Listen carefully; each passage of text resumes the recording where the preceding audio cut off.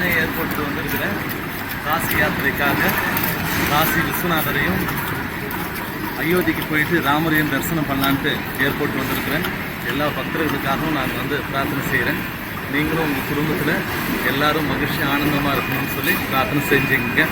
ஒவ்வொரு வீடியோவையும் நான் பதிவு செய்கிறேன். நீங்கள் பாருங்கள். மகிழ்ச்சியோட ஆரோக்கியமாக ஆனந்தமாக உங்கள் குடும்பத்தோட சௌபாக்கியமாக இருங்க. அம்மாவுடைய ஆசீர்வாதம் இருக்குங்க.